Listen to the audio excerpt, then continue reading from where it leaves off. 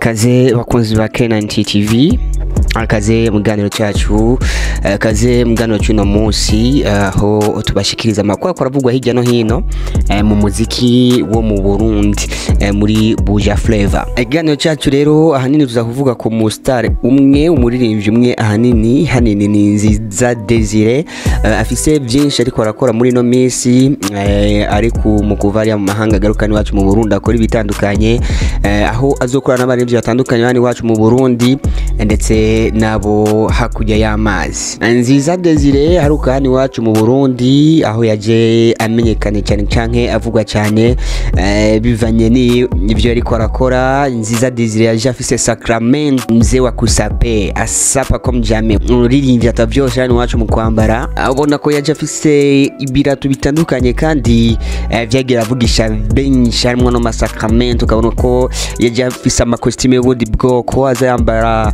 ko tutari tumenyereye cyane ku basare bani wacu mu Burundi. Aho rero Nziza Desire agiye ugarukani wacu mu Burundi akora ibiganiro bitandukanye ndetse akora n'umuziki hirya no hino. Aho rero harimo n'indirimbo zitandukanye agiye kurana n'abastar batandukanye hani wacu mu Burundi, nabo ni bande. Biratekanijwe rero ko Nziza Desire ashika hani wacu mu Burundi kugeza 28 ku kwezi kwa 11 hazoca akorana ururimbo na Double J. Double J once again, Double J yazwi cyane, ubona ko agezweho n'indirimbo nyinshi zitandukanye, hahi ari kumwe na Alvin Smith, indirimbo zindi nyinshi zitandukanye harimo zino ari kumwe na Kiriku, ubona ko kandi haro zino ndirimbo za kwiti zagiye ziramenyekana.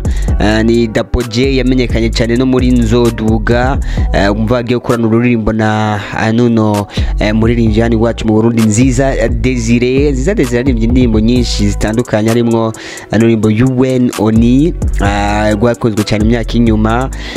Nziza Desire aririmba indirimbo Umuyabaga n'izindi nyinshi, ubona ko agenda zikora ama remix. Avuye hani wacu mu Burundi, Nziza Desire ategura kuja mu gihugu cyo mu Rwanda, afise ibintu byinshi azohakora kabisa. Hoho si indirimbo imwe gusa agiye gukorayo, agiye gukorana n'abaririmbyi batandukanye, harimo uno Marina bivuga ko bazokorana ino remix indirimbo Umuyabaga, harimo na Bruce Melody nawe bivuga ko ashobora gukorana ururimbo uno muririmbyi hani wacu mu Burundi Nziza Desire. Nuko Nziza Desire avuye mu gihugu cy'u Rwanda azoja no mu gihugu ca Tanzania, naho nyine akora indirimbo zitandukanye n'abaririmbyi batandukanye.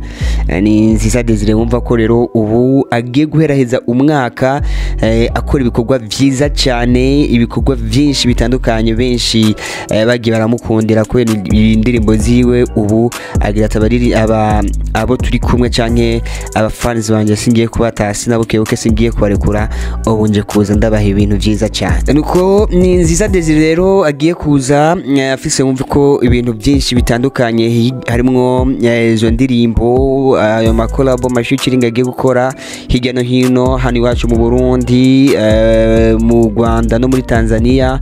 Ni Nziza Desire ariko kandi iyo agiraze benshi bamwitega ati mbega agiye kuza yambaye gute, mbega agiye kuza bimeze gute.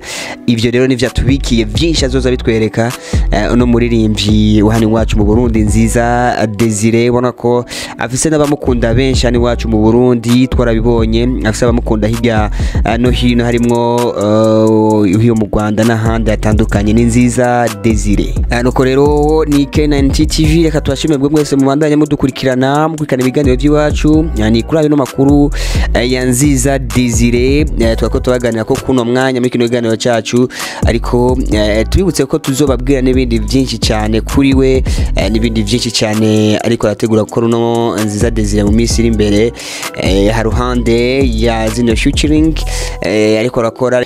Nuko rero si ivyo gusa, Nziza Desire tuzobamenyesha ubona ko kugira ko 28 niko twabibabwiye kwezi kwa 12 azoba ari hani Bujumbura, gerekezo rya mbere hari azoba muri Tanzania, rya 15 bari ari mu Rwanda agiye gukora ibikorwa bitandukanye uko twabibabwiye. Bumva ko atari ivyo byonyine tuzobabwira, tuzobana tubashikiriza amakuru atandukanye yaba ayo kuri Nziza Desire canke ubundi. Mwariye mukurikirana K9 TV, mukurikirana ibiganiro byacu, mugire umunsi mwiza cyao.